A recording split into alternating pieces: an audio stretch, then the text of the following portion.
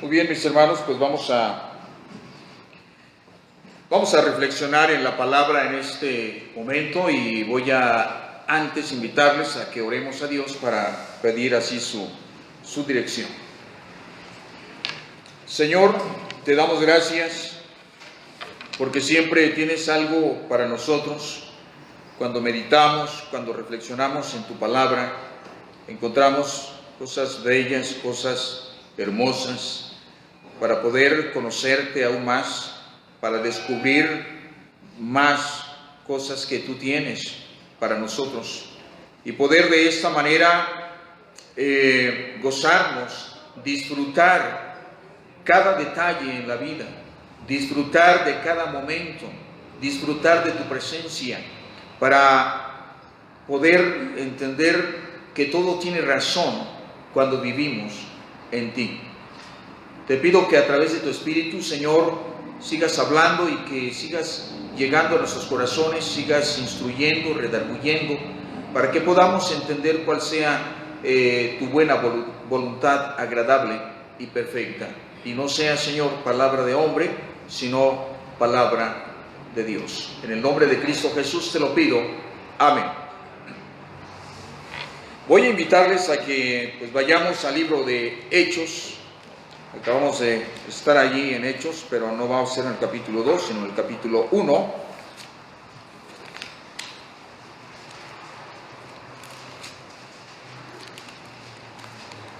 Y tenemos aquí, meditando y reflexionando en todas las cosas, en los momentos. Vamos a ir al al versículo 6 del capítulo 1, capítulo 1, versículo 6, versículos 7 y 8. 6, 7 y 8, allí en el libro de Hechos. La palabra dice de la siguiente manera: Entonces los que se habían reunido le preguntaron diciendo: Señor, ¿restaurarás el reino a Israel en este tiempo? Y les dijo: No os toca a vosotros saber los tiempos o las sazones que el Padre puso en su sola potestad. Pero recibiréis poder cuando haya venido sobre vosotros el Espíritu Santo, y me seréis testigos en Jerusalén, en Judea, en Samaria y hasta lo último de la tierra. Este es uno de los pasajes que creo más hemos meditado, reflexionado, uno de los que incluso tal vez nos han enseñado, se nos ha enseñado desde mucho tiempo atrás. Aunque también es uno de los pasajes, entrando después al capítulo 2, que causa un poco de controversia, de doctrina a doctrina, porque pues vierten tantas ideologías, más que doctrinas.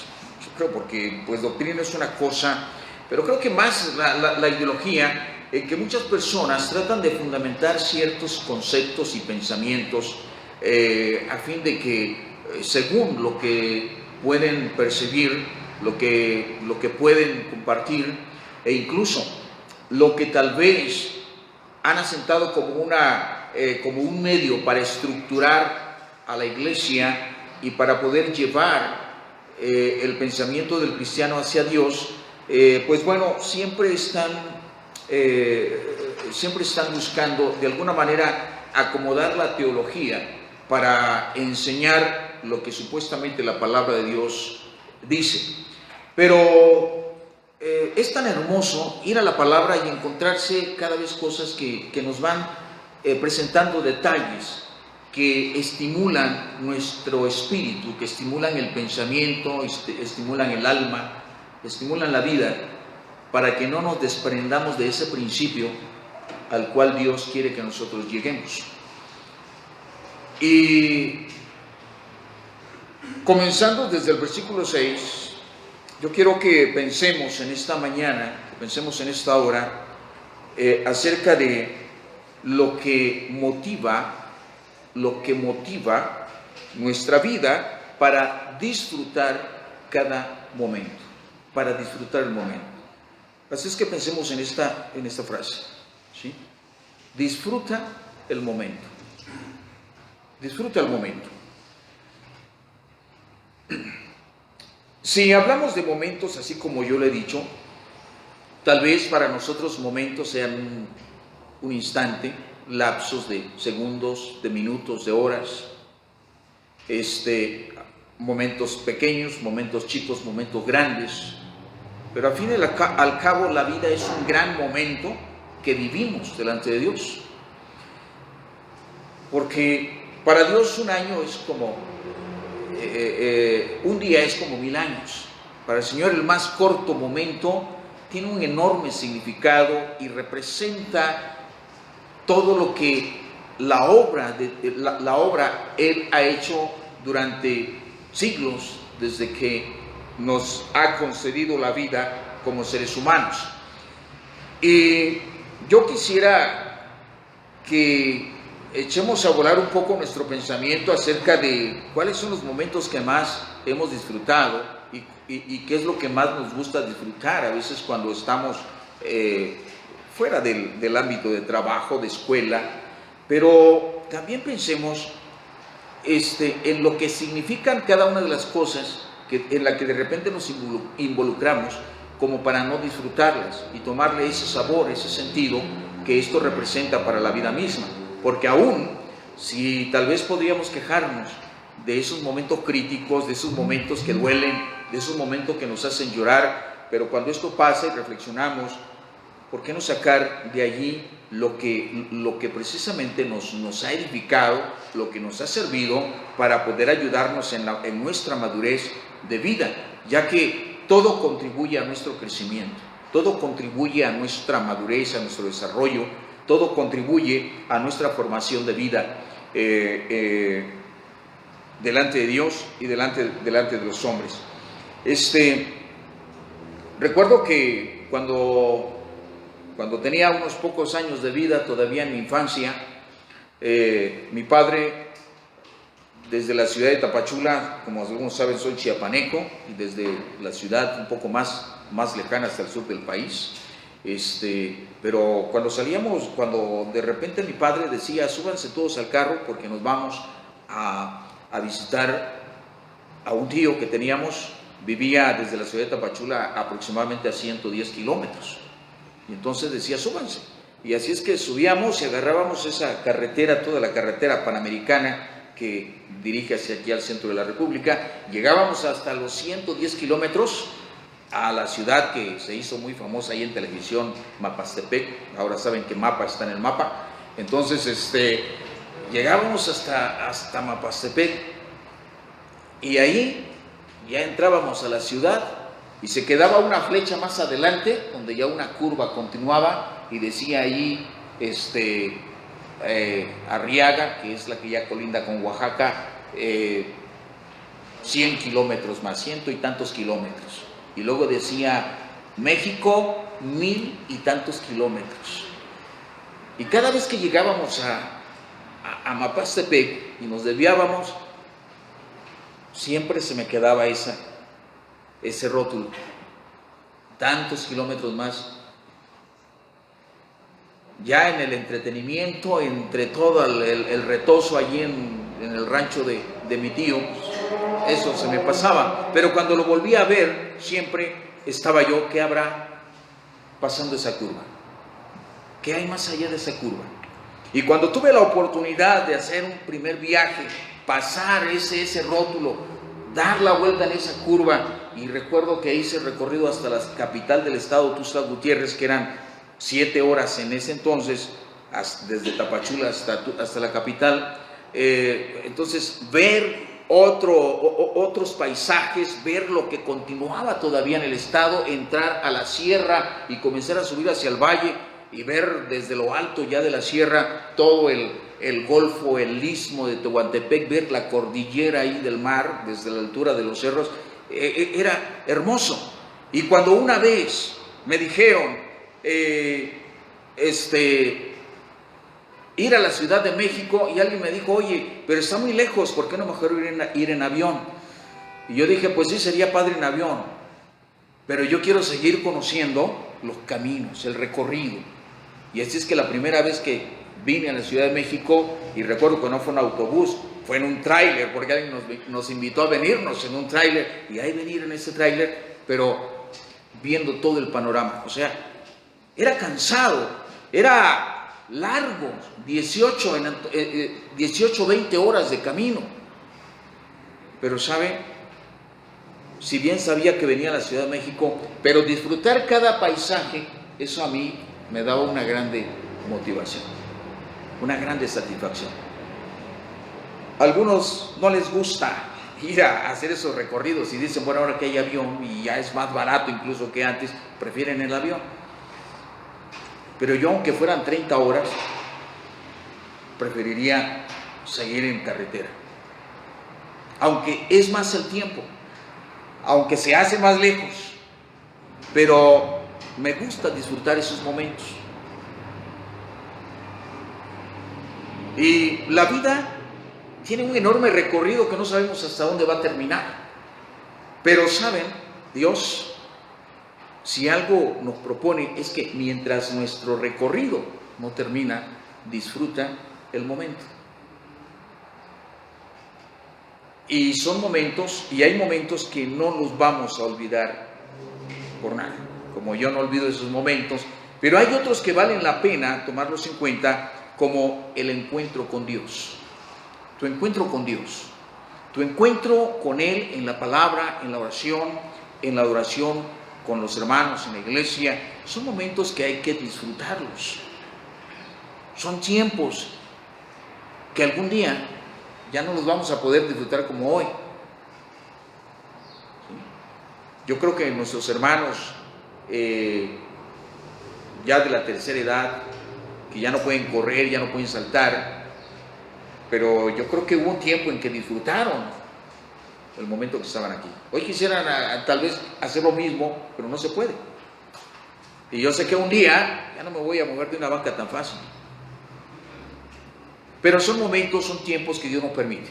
Ahora, ¿a qué vamos a eso? Miren, los discípulos, cuando Jesús ya estaba por partir a los cielos, vemos aquí la interrogación que ellos hacen. Ellos tenían una cierta preocupación y tenían una cierta incógnita, una interrogante todavía que no quedaba muy clara después de que Jesús había estado ya de 3 años y medio ahí con ellos. Aún todavía había una cosa que no les quedaba muy clara. Y no era algo solamente de los discípulos, sino era algo en el pensamiento de toda la gente, de todos los hebreos, de todos los judíos. Y por eso entonces surge esta pregunta, que dice, entonces los que se habían reunido le preguntaron diciendo, Señor, no nos ha quedado muy claro todo y queremos hacerte una pregunta. ¿Vas a restaurar el reino a Israel en ese tiempo? ¿Cuál era el concepto? ¿De dónde vierte esta palabra? ¿De dónde esta interrogante? ¿De dónde esta pregunta? ¿Qué es lo que había en el corazón? ¿Qué es lo que había en la intención de la gente? Cuando Jesús comienza su ministerio, lo reciben con mucha gratitud y le dan el lugar en la sinagoga y le dicen, pásale, órale, y ahí está el rollo, toma, lee la escritura, porque pues entonces ahí tenían todavía algunos papiros y lo sacaban, porque aunque probablemente ya habían tal vez, no sé, algún libro, pero era sagrado leerlo todo en el papiro, todavía esos rollos. ¿Sí? Y Jesús lee las escrituras. Hubieron momentos en que le dicen a Jesús, maestro, ven a mi casa y siéntate a comer conmigo, los ricos, la gente influyente, invitando a Jesús a su casa para que comiera con ellos, para que conviviera con ellos, lo invitan a presenciar unas bodas. Y así podemos leer los evangelios y darnos cuenta qué tantos lugares, qué tantos privilegios honoríficos tuvo Jesús entre las comunidades. ¿Pero por qué? Porque el que Jesús llegara a Jerusalén, el que se anunciara que era el enviado de Dios, que venía de Dios, ellos no querían saber nada acerca de que el Salvador, que el perdonador de pecados, que el Redentor, ellos no querían saber nada de eso. Ellos querían saber, Señor, ¿vas a venir aquí a echar fuera a los romanos? ¿A eso has venido? Porque eso es lo que esperaba el pueblo hebreo. Estaban bajo la opresión, desde el principio comenzaron la opresión bajo el imperio sirio. Luego viene el imperio babilónico, luego viene el imperio persa, y luego se levantan otros griegos allí, entre griegos y sumerios y todo, y al final quedan bajo la opresión de otro, que fueron los romanos, era el cual prevalecía cuando Jesús vino. Desde que fueron sometidos por primera vez, no hubo entre ellos esas garantías sociales, esas garantías individuales de las que gozaban cuando gobernaba David, cuando gobernaba Salomón. Y aunque se puede decir que todavía era su reino, después de Salomón que vinieron los otros reyes, los otros gobernantes, pero ya no fue lo mismo, era un desorden, desde que comenzaron por no temer y buscar a Dios. Así que esto, pues aún todavía quedaba en el corazón de ellos la pregunta: ¿quién va a venir a restaurar todas las cosas? ¿Cuándo vamos a volver a ser ese pueblo libre? ¿Cuándo vamos a volver a ser ese pueblo soberano? ¿Cuándo seremos independientes? ¿Cuándo seremos nosotros autónomos? Y por eso ellos esperaban el Mesías. Por eso esperaban a aquel que había de venir a ocupar el trono de David, según las Escrituras. El heredero del trono de David. Y cuando entra a Jerusalén, unos días antes de ser crucificado, todo el mundo aclamaba Hosana al Hijo de David.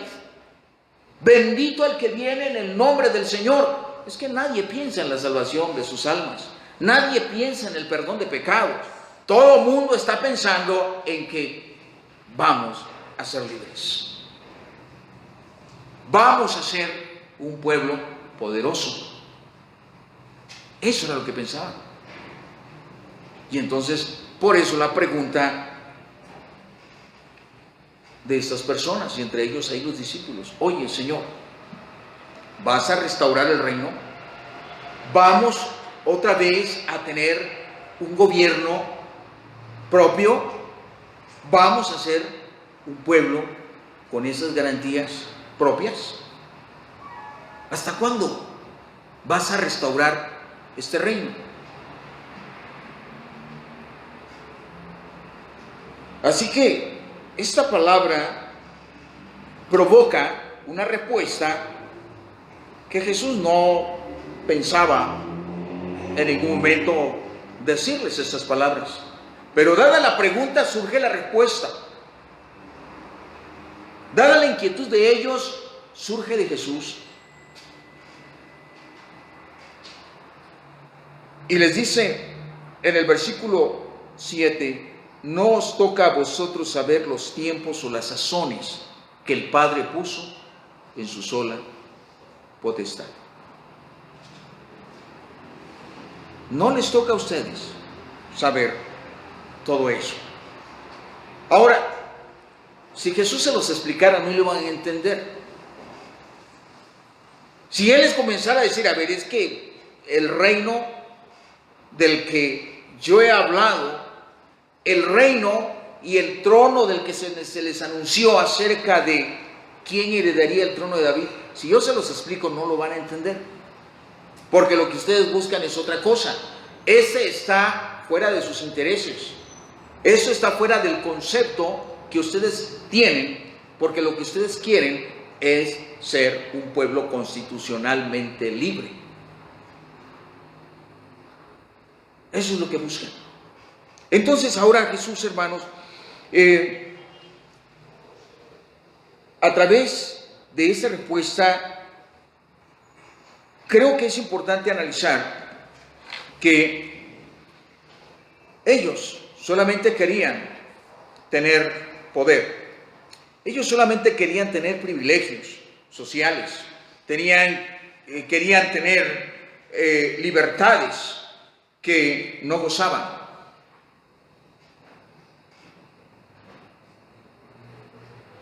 Y esto no está dentro del objetivo de Cristo conforme al plan del Evangelio. Para esos asuntos es que se está votando el día de hoy. Para lo que esperaban los hebreos, lo que esperaban los judíos, es que se ejercen votos, campañas y todo eso. Pero dice Jesús, yo no les vengo, el objetivo de Dios no es esto. Así que, mientras que unos buscan libertad, porque parece que las libertades sociales y humanas conceden privilegios, conceden los momentos felices que el hombre quiere. Parece que cuando se vota por un candidato, se vota por un partido, alguien está plenamente convencido de que las cosas van a cambiar. Alguien está plenamente convencido de que va a ser diferente y que ahora sí nos va a ir bien. Y que ahora sí vamos a disfrutar más nuestro dinero, vamos a disfrutar más nuestro trabajo, vamos a disfrutar más el andar en la calle, vamos a disfrutar. Todo el mundo piensa de esa manera, políticamente hablando, allá afuera. Sin embargo, pues ya la historia nos ha enseñado que no es así. La historia nos ha presentado la realidad que todavía no queremos ver, que el hombre todavía no quiere entender, pero sigue aún con sus sueños, porque piensa que de esta manera disfrutará más la vida, disfrutará más sus tiempos, disfrutará más de las cosas terrenas.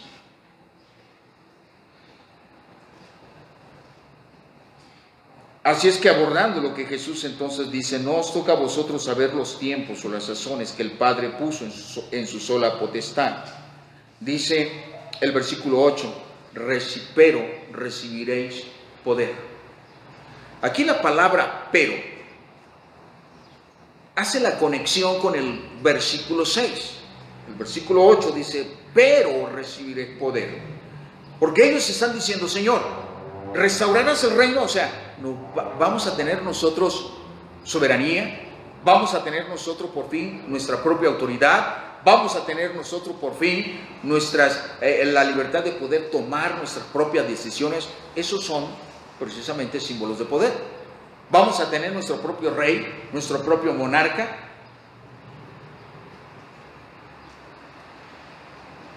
Entonces Jesús dice, no les toca a ustedes saber esos tiempos, no les toca a ustedes saber esa forma en que Dios va a trabajar en los tiempos futuros.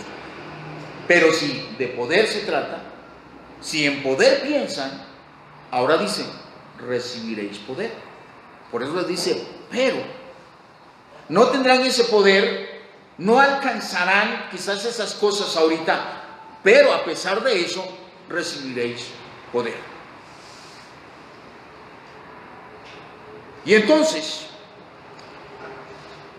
aquí es donde hemos de pensar cuáles son las facultades que Dios nos da, cuáles son las atribuciones que nosotros recibimos de parte del Señor para poder vivir de una manera comprometida con Dios, disfrutando el momento que Él nos permite estar delante de su presencia. Dice entonces, recibiréis poder cuando haya venido sobre vosotros el Espíritu Santo. uno de los momentos importantes que debemos disfrutar en la vida es el tiempo con el Espíritu de Dios.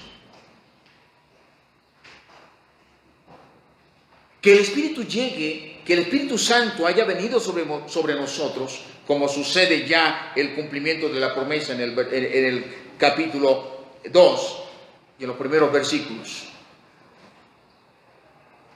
El Espíritu Santo vino y trajo hacia todos ellos la revelación más grande que el hombre podía tener. Ellos solamente se consideraban un pueblo santo, un pueblo escogido, un pueblo especial. Se consideraban el pueblo de Dios, pero sin conocer a Dios. Sabían que le pertenecían a alguien, pero no lo conocían a ese no conocían a ese alguien. De por sí, esto no era cosa nueva de Israel, porque ellos siempre fueron así desde el principio. Y si vemos al Israel desde el capítulo 1 del Éxodo, aquel que emigra a Egipto y se la pasa allá 430 años, parece que al final de cuentas no se habían dado cuenta, valga la redundancia, porque cuando Moisés llega y les comienza a revelar el plan de Dios para salir de Egipto, para ser liberados de la esclavitud en Egipto, hasta entonces ellos dicen, no, estaba más padre vivir en Egipto. Cuando ya llegan al desierto y de repente se dan cuenta que no hay comida, y dicen, ¿y ahora qué vamos a comer? Y Dios les dice a Moisés, mira, yo les voy a mandar codornices para que coman y tendrán carne todos los días, para que se sacien con carne. Y voy a hacer que caiga pan, voy a proveerles pan, y todos los días van a tener pan. ¿Ok? Pero ¿sabe? Ellos no querían, a pesar de todo, vieron la gracia de Dios y no querían las codornices, no querían el pan. Ellos querían esas carnitas que venden allá, sabrosas y ricas. Querían esa barbacoa hidalguense y esa birria jalisciense. O sea, ellos seguían queriendo disfrutar lo que había quedado atrás. Eso era lo que ellos buscaban. Eso era lo que ellos siempre vieron en primer lugar. Y aunque conocieron y vieron la gloria de Dios, vieron cómo se abrió el mar y los libró de la persecución de aquellos que querían volverlos otra vez a la esclavitud, a pesar de eso, no contemplaron la gloria de Dios. Se maravillaron porque se abrió el mar rojo, pero no contemplaron la gloria de Dios. No disfrutaron la gloria de Dios. Y esto es lo que obstruye muchas veces nuestra relación con el Señor, porque las cosas que han quedado atrás, las cosas que todavía siguen llamando nuestra atención, no nos permiten disfrutar el momento delante de la presencia de Dios. Dígame usted, y preguntemos a muchos cristianos, ¿qué es más placentero? ¿Estar viendo un partido de la final de fútbol de la Liga MX donde va a gritar gol, gol, gol y todos ahí? ¿O estar un domingo en la casa de Dios? Yo sé que algunos van a decir, no, es mejor estar en la casa de Dios, como lo dijo el salmista David. Y hay quienes van a omitir la respuesta. Pero no más déjese que se dé la final y que tenga la posibilidad de ir y va a ver cuál es el momento que mejor se disfruta.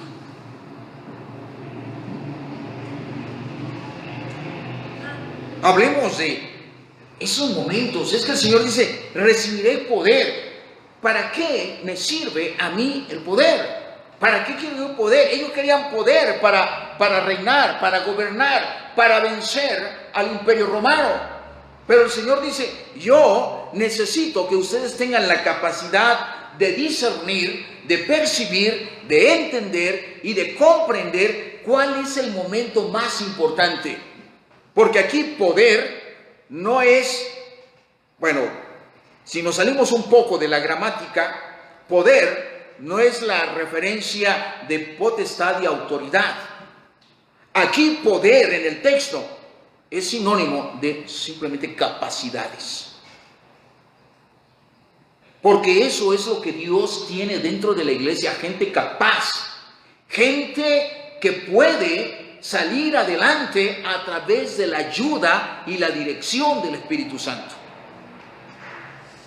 Porque el otro concepto, el otro sinónimo de poder, autoridad, todo eso, pues muchas veces nos echa a perder, porque luego pensamos que en la iglesia hay gente que manda. Luego pensamos que en las iglesias hay gente que tiene la autoridad por encima de todos. Y es ahí donde surgen problemas, porque luego todo el mundo quiere estar arriba. Es que es bonito. ¿Por qué todo el mundo quiere ser presidente de México? ¿Por qué todo el mundo quiere ser diputado, quiere ser presidente municipal, quiere ser gobernador? ¿Por trabajar bien para el pueblo? Todo el mundo quiere estar arriba. Es que eso es bonito, allá, que te vean. Los aplausos, la etiqueta. Pero cuando el Señor dice recibiré poder, yo no te estoy hablando de esto porque Él dijo, toda potestad me es dada. ¿O no así dijo? Toda potestad me es dada. Es lo que Él ciertamente dice en los versículos anteriores. Y lo que quedó claro en Mateo 28, 19, eso no lo vamos a cambiar. Mateo 28, 19, no vamos a cambiar eso, porque Jesús dijo, toda potestad me es dada, en el cielo y en la tierra. Así es que no se hagan ilusiones. Pero hay gente que toma las cosas de otra manera y entonces dice, es que el Señor me ha dado a mí autoridad, me ha dado a mí poder para mandar. Y por eso vemos liderazgos en las iglesias abusando de las congregaciones. Hay liderazgos que están buscando más recibir honores que ser aquel de quien Jesús dijo, el que quiera ser mayor, será el que sirva. Pero para servir, para poder entender cómo yo debo servir a mis hermanos y relacionarme con mis hermanos, es importante que yo tenga que depender del Espíritu Santo.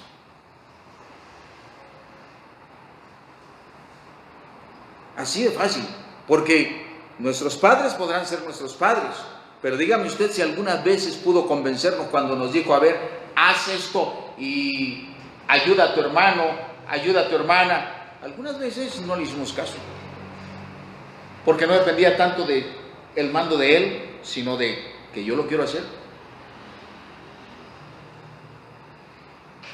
No, si él puede, aquí se las arregle, ¿y cómo yo puedo?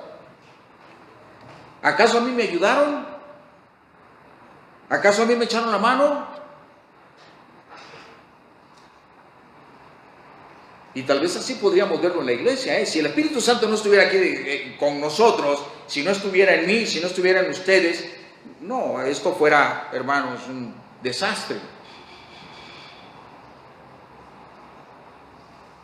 Pero no tenemos poder para mandar, no nos ha sido dado el poder para sublevarnos ante los demás. Nos ha sido dado el poder para servir, para estar con los hermanos. Y cuando servimos, hermanos, a veces nos negamos de algo tan precioso y tan bello. Y ese es el problema donde no disfrutamos. ¿Por qué no hacemos las cosas? Porque no conocemos el sabor. ¿Por qué no hacemos las cosas? Porque aún todavía no hemos llegado a esa dimensión de comprender el gozo que esto provoca en el corazón.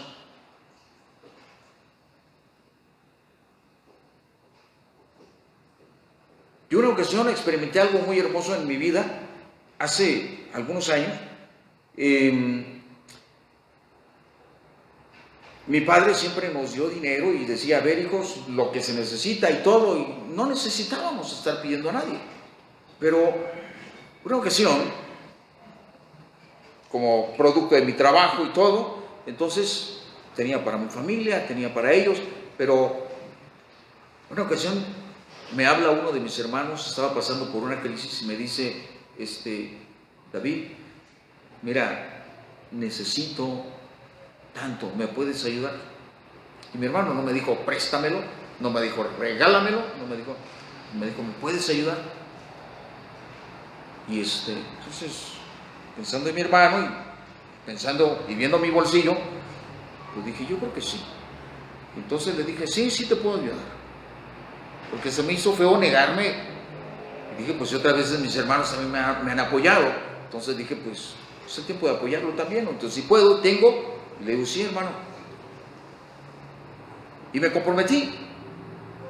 Pero cuando mi hermano llegó, que nos encontramos, y saqué mi cartera, entonces agarré, saqué el dinero y se lo di. Y entonces mi hermano me dio un abrazo y me dice, gracias, hermanito, gracias. Y dice, mira, si puedo te lo repongo. Le digo, no te preocupes por eso. Que Dios te bendiga y que te ayude y que salgas adelante. Cuando mi hermano se fue, no me puse a pensar en qué cosa podía hacer yo con eso. No, cuando mi hermano se fue, como que un agua fresca corrió en mí y le dije, Señor, gracias. Qué hermoso que mi hermano se fue contento, se fue feliz de poder haber encontrado apoyo en mí. Y eso es hermoso. Primera vez y dije, qué hermoso es esto. Pero sabe, esos momentos muchas veces nos los perdemos por causa de nuestro egoísmo, de nuestro egocentrismo, de nuestra vanagloria, nuestra jactancia, nuestra indiferencia, y sobre todo nos lo perdemos porque no dejamos que el Espíritu Santo haga en nosotros la obra para lo que podemos servir. Y esto será hermoso. Porque si en algo podemos nosotros servir y hacer por los demás, hagámoslo por lo hermoso que es. Hagámoslo por la satisfacción que eso trae al corazón. Por un momento dejemos de pensar que somos hijos de Dios, que somos llamados por Dios, que Dios nos dice ayuda a tu hermano, si tienes, dale. Por un momento nos olvidemos de eso y pensemos en lo hermoso que es hacerlo. Porque a quien ayudar siempre va a haber, pero quien ayude no siempre va a haber. Esa es la gran diferencia, esa es la gran ironía de la vida. A quien ayudar siempre va a haber, pero quien ayude no siempre va a haber. Y no es porque no haya, no es porque no se pueda, sino porque no estamos arriesgando y no estamos buscando eso. Disfrutar el servicio, sobre todo a Dios. La palabra dice, recibiréis poder cuando haya venido sobre vosotros el Espíritu Santo. Ahora, dice, y me seréis testigos. Me seréis testigos. Debemos disfrutar el momento de nuestro testimonio. Que la gente nos conozca, que la gente sepa que somos hijos de Dios, que la gente vea nuestra transformación. Esos son momentos tan agradables y tan dichosos.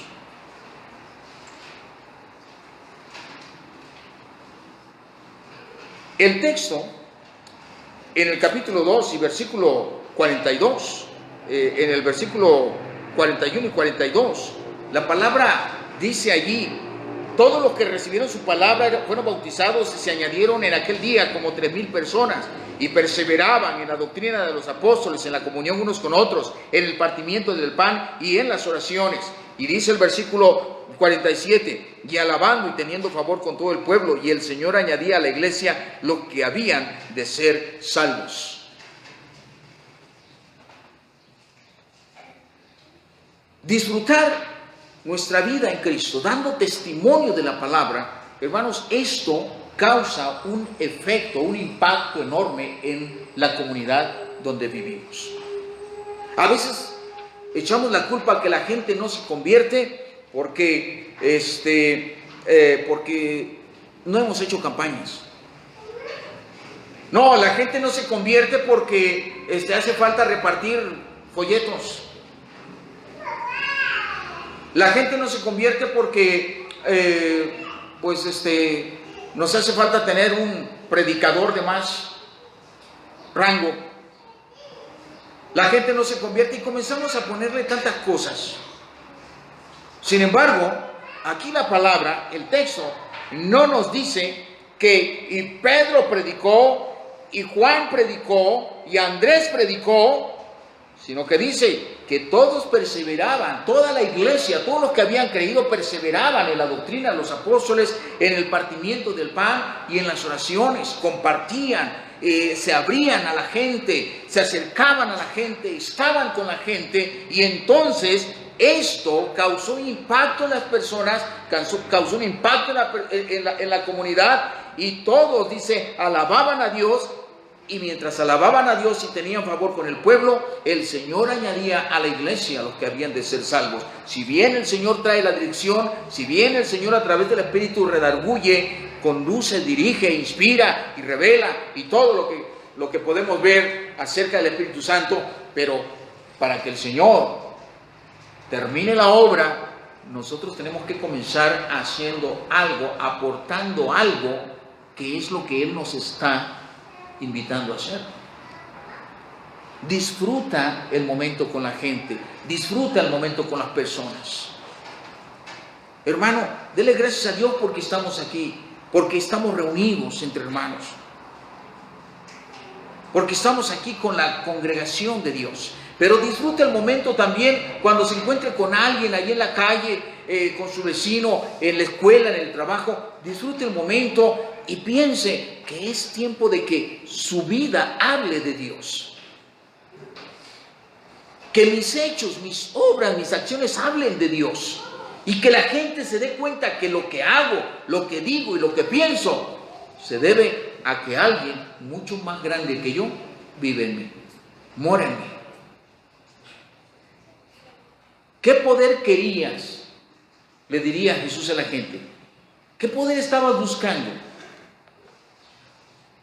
¿Poder para gobernar?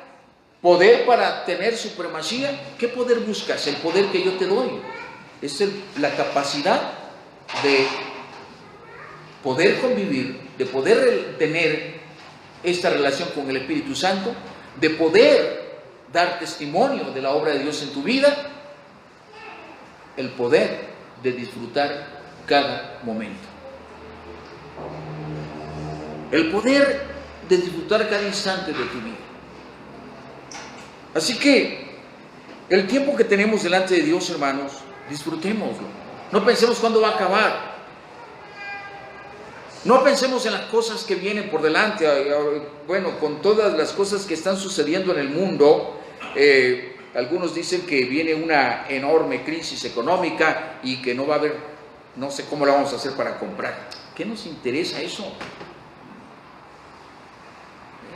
Si la vida se acaba con eso, que se acabe. Pero ahorita el momento que me interesa es este. No me interesa qué va a pasar cuando haya crisis. No me interesa qué va a pasar cuando venga guerra.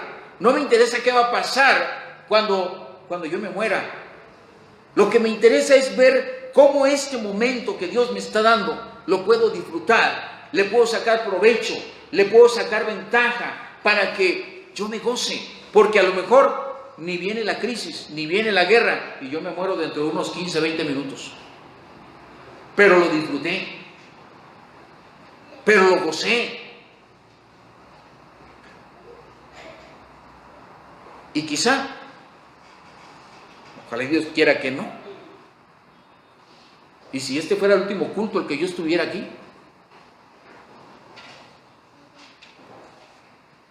pero que lo disfrute. Y que diga, gracias a Dios porque alabé a Dios, me gocé en la presencia de Dios, gracias a Dios porque vi al hermano, vi a la hermana, y adoramos a Dios todos juntos. Disfrútelo, hermano. Y olvídese de todo lo que pueda llamar su atención. Por eso a veces le decimos, apaguen sus celulares, hermanos. Cuando entre a la puerta, póngale silencio, que me va a llamar el presidente, dígale que hoy no va a estar, que va a ir a votar más tarde. ¿Sí? Que no le importe quién hable, usted ponga su teléfono en silencio y goce, disfrute aquí el momento. Olvídese de las redes sociales. Todos andan después ahí buscando a ver cuál es la clave del internet de aquí del templo. ¿Por qué? Porque a la hora del culto, ahí están, ahí en el Facebook, en el WhatsApp, en el TikTok, en el Instagram, y ahí están. Oiga, y el hermano aquí cantando, dirigiendo, aquí el pastor predicando, y todo el mundo. ¿Y usted dónde está? Si vino aquí, si está delante de la presencia de Dios, gócelo, disfrútelo, porque esto le va a hacer mucho bien. Esto le va a ayudar. Esto va a nutrir tu vida, esto va a nutrir tu corazón, va a nutrir tu alma. Va a reconstituir tu espíritu. Y cuando salgas vas a salir gozoso. Pero va luego sale con la misma cara con que entra, pues ¿dónde estuvo? ¿Sí? ¿Qué hizo? Yo te invito a que, hermano, alabemos a Dios y le demos gracias por este tiempo.